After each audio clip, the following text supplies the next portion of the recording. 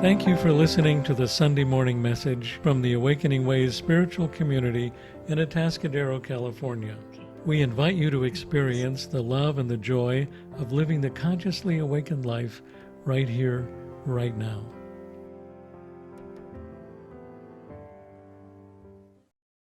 Thank you for joining us here at Awakening Ways Spiritual Community. I'm Dr. Terry Zamalan, and Dr. Frank Zamalan and I want to welcome you here this morning. Awakening Ways is a New Thought spiritual community in the lineage of Dr. Ernest Holmes. And what we believe so many wonderful things, but we believe that there is only one life. And that life, whatever we choose to call it, whether we call it God or we call it spirit or we call it goddess, whether we call it Buddha mind, whether we call it Krishna consciousness, whatever we choose to call it, it is still that one infinite presence that is permeating all of existence with and as itself. And our goal here in this community is to provide people with opportunities for them to know and experience the truth of who they really are in their everyday life. And so one of the ways we do that is we have these Sunday gatherings. And of course, our gathering looks a little different right now, but we know that whoever is there today that is listening, you are the community. For right now, you are the Awakening Ways community, and we're just so grateful that you're with us this morning. And so to get started, I'd like to invite you to join me in just a moment of stillness and then an opening prayer. And so if you're comfortable, you can allow your eyes to softly close and just take a couple of deep, relaxing breaths right there where you are. And feel your body and feel yourself present in this perfect moment on this perfect day. And what I know is that there is only one all-knowing, all-powerful, and ever-present, universal, divine love intelligence. By whatever name I choose to call it, it is that universal life force itself. And it moves through me. It is in my mind, informing my mind. It is in my heart, filling my heart with warmth and joy. And it is in my body, moving and invigorating my entire being. I know that it is my life, that it is all of my thinking, all of my feeling, all of my comings, and all of my goings. And this truth that is true for me is the truth for everyone. It is truth for all people, that all-knowing, all-powerful, ever-present love intelligence is in and alive and well in each and every person here today. It is in the mind, expanding the mind, allowing that consciousness to grow and to evolve. It is in the hearts of every person, all beings, moving in the heart and allowing that being to experience love, to experience compassion, and to connect and communicate with this presence in a deeper and more powerful way. And as it is in the body of each and every person, that life, that health, that vitality flows through the body itself. For truly there is only one body, and that body is the divine body. And so I know that right here and now, as we open our minds, our hearts, our very beings, that we are ready this morning to open and receive the gifts of this day. We are ready and open to receive the gifts of Dr. Frank as he speaks his words that are divinely inspired, filling our minds with exactly what we need to know, exactly what we need to feel. And I am so grateful for this experience. I'm so grateful for this opportunity to be together and to know that all is moving, all is evolving, all is living and existing exactly as it should. And so I just release my word now into that beautiful and infinite law of mind that always just says, yes, yes, yes. And with a full and grateful heart, I set it free. I allow it to be so. And so it is. Namaste. Good morning, beloveds. So welcome to our second online gathering of Awakening Ways Spiritual Community. Each month we have a seed of awakening that we talk about and meditate on and pray on. This month it's been Revelation. And I think that this month has been an enormous revelation for everyone. If you were at our last gathering at the pavilion before we had to close, please forgive me, but part of what I'm going to say today is a repeat of what I said then. Coronavirus, COVID-19, has been a revelation to all of us. I want to share with you some of my revelations for this month, for this time period. First, should we be afraid? This is not Monty Python. Don't run away, run away. Fear is exactly the wrong thing for us to be feeling. In 1932, during the deepest part of the Depression, Franklin Roosevelt said, "We have nothing to fear but fear itself."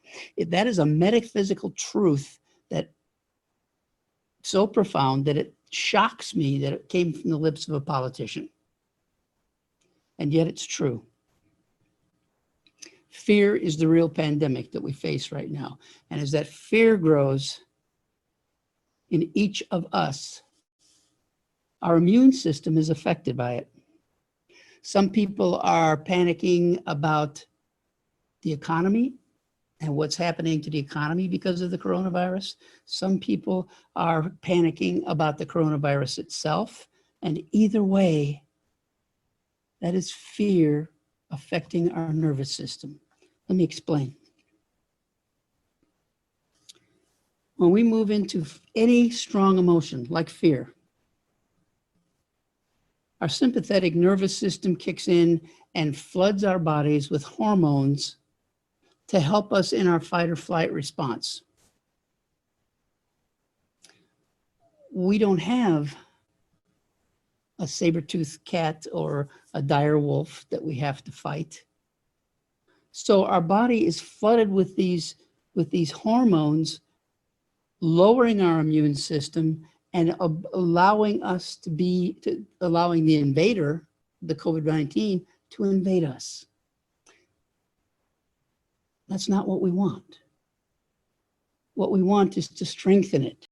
Our parasympathetic nervous system floods our bodies with the hormones that we need to build our immune system. So that's our goal, building our immune system. So what are we supposed to do? How are we supposed to do that?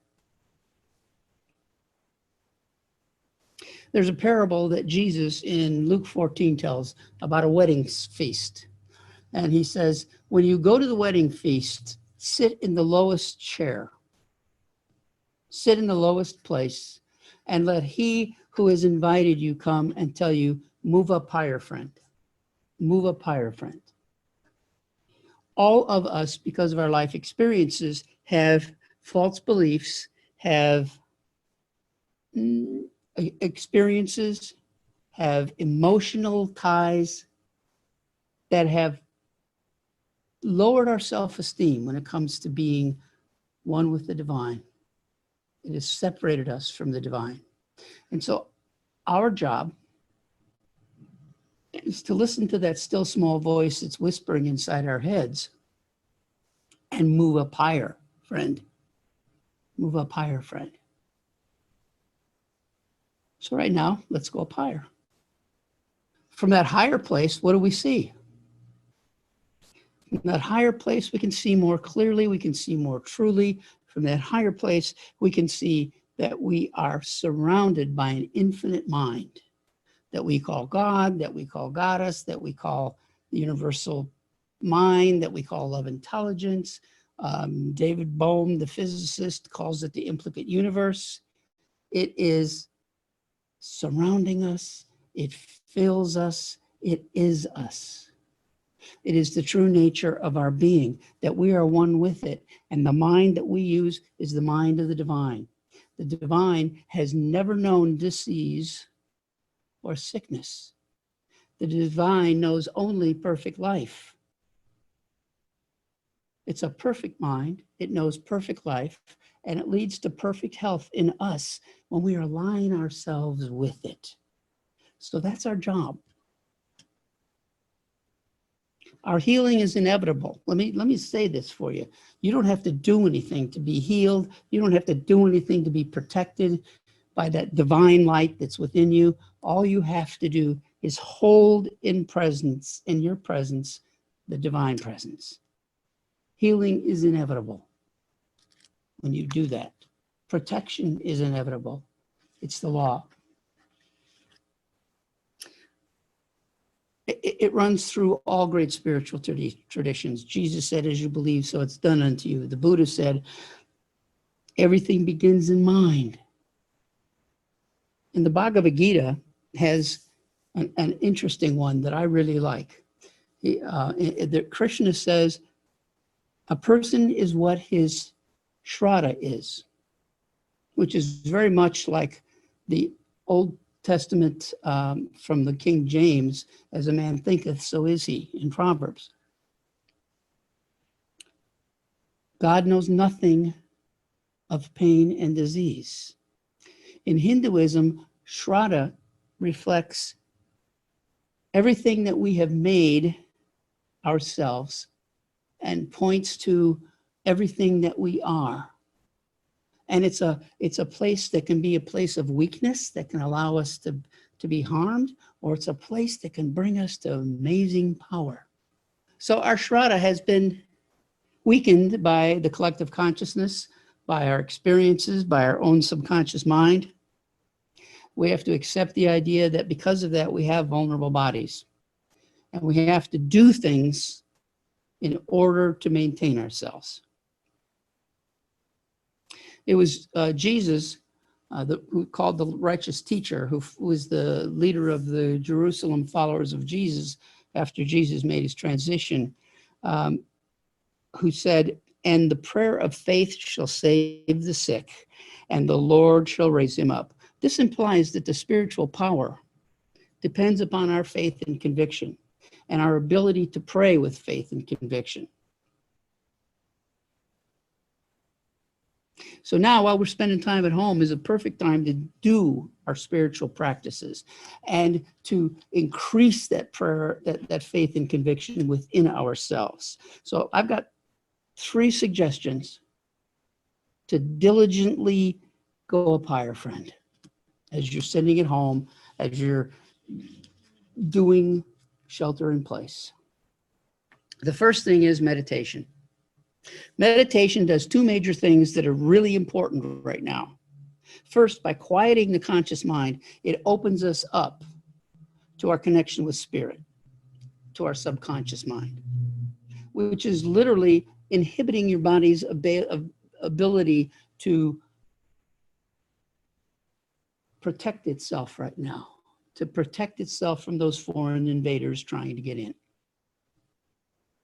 By controlling your breath, by slowing down your body, you kick that parasympathetic nervous system into high gear. And that in turn increases your immune system.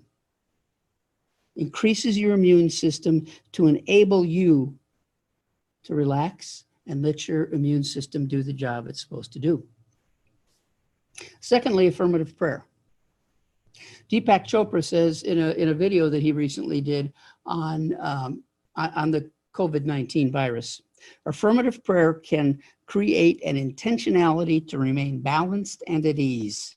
This opens us to the divine flow and encourages the body as a self-regulating organism. to follow that intention. It triggers a self-regulation response to encourage homeostasis, or balance within the body. This is how the state of maximum health is mentally and spiritually achieved. So prayer, as Deepak says, is a wonderful way to bring your body back into balance in conjunction with your meditations. And the third thing to do is, as you go through your day, whenever the fear comes up, whenever the idea of the COVID-19 comes up, use Emmett Fox's golden key and think about God instead. Well, what does that mean? That means anytime the idea of the possibility of getting this comes to your mind, simply reinforce in yourself the fact that you are one with the divine, and that divine flow that you are in will always carry you through this experience in perfect health. Then there are a couple of other things you can do that are very simple. Think about what you have in your control and what you don't. If you don't have it in your control, stop worrying about it. You have no control over what the economy is doing right now. You have no control over the COVID virus. The only thing you have control over is yourself and your family, and in how you practice as we go through this. So do the common sense things. Shelter in place. Shelter in place. Maintain social distancing when you have to be out in the world. Follow good hygienic habits. And stay home as much as possible. And if you still work, find new and creative ways to work and do your job successfully from home. This is a time to listen to the experts about when it's safe to return to some semblance of normal. And by experts, I mean medical professionals. You wouldn't ask your doctor for advice on how to vote or what to invest in. Why do we listen to politicians and business people about when this is going to be over and when we can go back out into the world and begin practicing our ordinary life experience? We don't make the timeline for this experience. The virus does. Allow that to be true. And in order to keep yourself in that place of calm, that place of peace, that place of rest and digest, once a day, if you need to, go online and find something from a competent medical professional telling you what's really going on.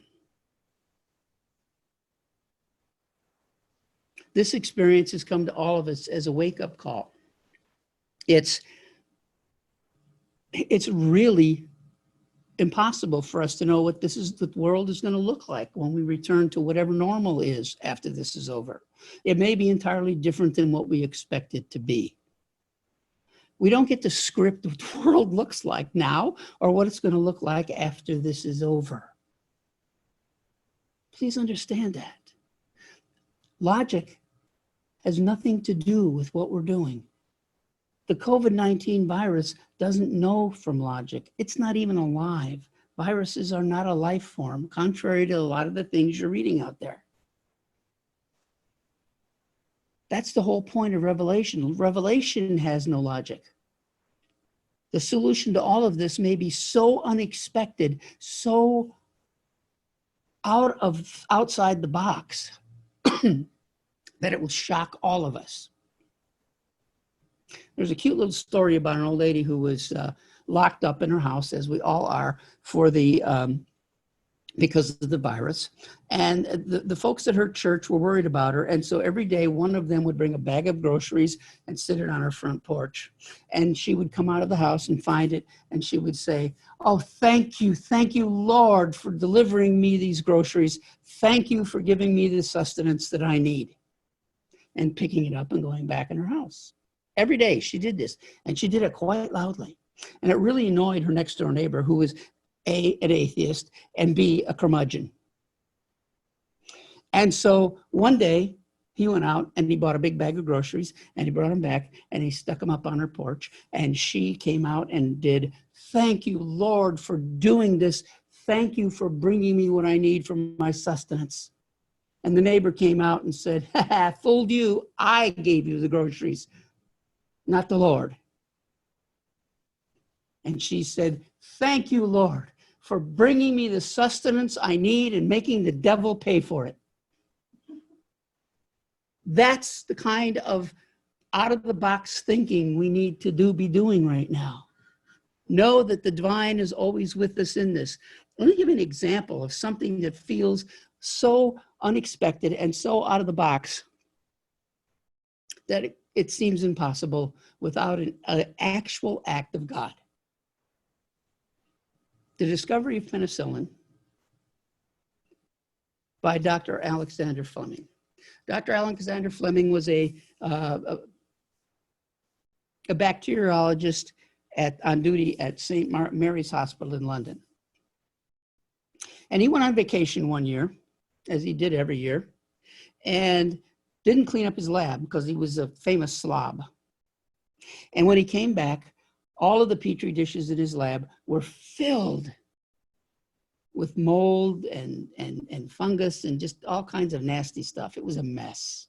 But he noticed that some of the Petri dishes, the fungus had died off.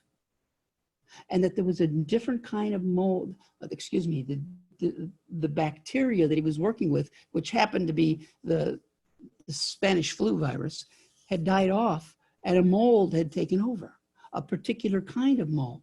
In most of the dishes, the mold had grown in, around, and over the Spanish flu virus, but the rest of it, in the new ones, in these, there was no virus left. I'm sorry, they were bacteria, they were not viruses. I don't want you to think that he found a cure for a virus. That is not true. He was working with bacteria. And when he came back, the bacteria were all dead in these dishes that had this particular kind of mold called Penicillium notatum, bread mold.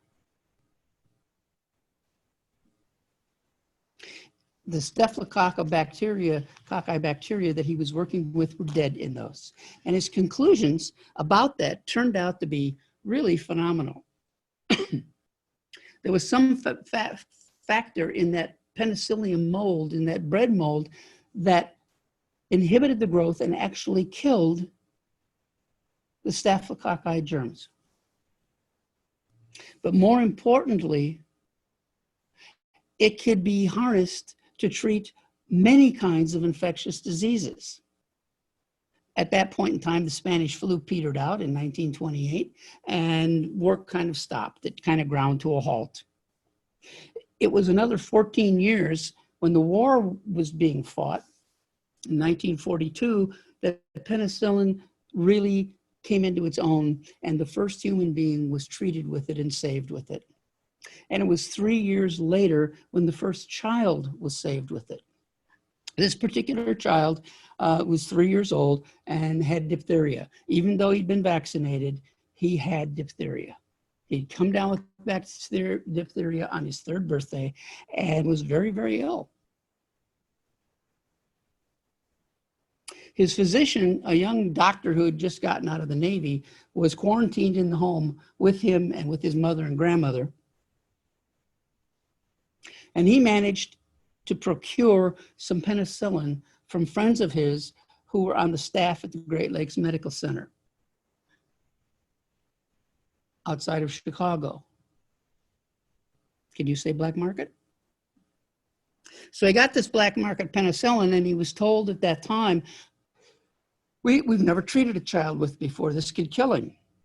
And he said, what difference does it make? He's dying anyway. So he began giving the child penicillin mixed with what was called diphtheria antitoxin. And the child began to get better. Every 4 hours, he was giving him for days and days and days an injection of penicillin and diphtheria antitoxin. He had no idea what the dosage should be, but he gave him what he thought would work. Miraculously, the child got well. 3 weeks later, the diphtheria was gone completely. That child was me. Because of Dr. Fleming's sloppy revelation and my family doctor's black market revelation, I'm able to stand here today. And that to me has to be an act of the divine operating through there, divine right action occurring exactly as it needed to. The divine revelation in this experience is all around us, if only we'll look for it. As we go through the coming weeks, go up higher, friend. Continue to turn to meditation, to prayer. Focus on the condition of, not on the world, the condition of the world, but on your own body and on yourself and on your life, on the truth of who you are. And as you do that, you'll be thinking about God instead of you. I want you to join me in doing that right now, thinking about God instead. Ignoring the fact that my talk was all over the place this morning and it was incoherent at times, and I apologize for that. Got two things on my mind, trying to do two different things at once, and it isn't working for me, obviously. But I invite you in the comfort and safety of your own home right now to close your eyes, if you will. And know with me, there is a divine mind that fills the entire universe, a divine source of all life. It is that creative power of the universe that brings perfect life and perfect health to us as we align ourselves completely with it. For it is our mind. It is my mind. It is my mind. This mind that I use is some part of that. It's the perfect flow of that divine mind through me that it is my mind. And as I align myself completely with it, as I align myself with that divine mind, as Ernest Holmes says, I move into perfect alignment with that one mind, and I am an absolute majority in the universe. And that means for me that the light of God is surrounding me always. The light of God is protecting me from anything that might come my way out in the world. My immune system is strong, for I know that Spirit is with me, that God is here in this with me all the time, for I move up higher, friend. And as it's true for me, I know it's true for each and every person who's on this call with me today, that we are all the divine having this human experience. And as we move into that knowledge of our own divinity, I know for each and every one of us that we walk through this experience, not depressed, but filled with the quiet joy of knowing that we are able to do the spiritual work that we're called to do, of knowing that at the end of all of this, all will reset. And a new normal will come, a new normal that will be operating at a higher level of consciousness than anything that's happened in the past. I know for each of us that we are surrounded by that light of God. We are surrounded by that divine light, and it holds us constantly in the light of protection, in the light of health, in the light of good. For that, I give thanks. I am so grateful for this wonderful, wonderful demonstration. I've spoken my word of love. Love has impelled the law into motion, and it has acted. And the demonstration is now complete for myself and for each and for all for whom I have prayed. And we're so grateful for your patience and for your understanding. As we move through this, we really want to be able to do this because it's a wonderful way to connect with people. So we will really want to be able to work these bugs out, and we so appreciate your patience. The truth is that even though we have this online presence, and we're not meeting in person, our expenses as a spiritual community continue. We still have our bills to pay and commitments to meet. And so we would appreciate any love offering that you might make to us. We would receive that with such joy. If you choose to donate, you can go to our Awakening Ways website, awakeningways.org. And in the menu bar at the top of the screen, click on Community, and a drop-down menu will give you several options. Select Get Involved. At the bottom of that page are several options for donations. So I'm going to say that again. You go to awakeningways.org. The menu bar at the top screen, click on Community. Drop-down menu will give you several options. Select Get Involved. And at the bottom of the page, there are options for your donations. You can also donate by mail. And on the website menu bar, you can click on Contact Awakening Way Spiritual Community and on Contact Us, and our mailing address will be seen there. So this concludes our Sunday service. We are trying to maintain keeping this where it's just Frank and myself, so that we are not exposing anyone else to any kind of safety issues. So until next week, and we will be back here at the same time in the same place, I want to remind you and encourage you to be safe and to stay well. And our blessing for you today is that you love the life you're living today. Namaste.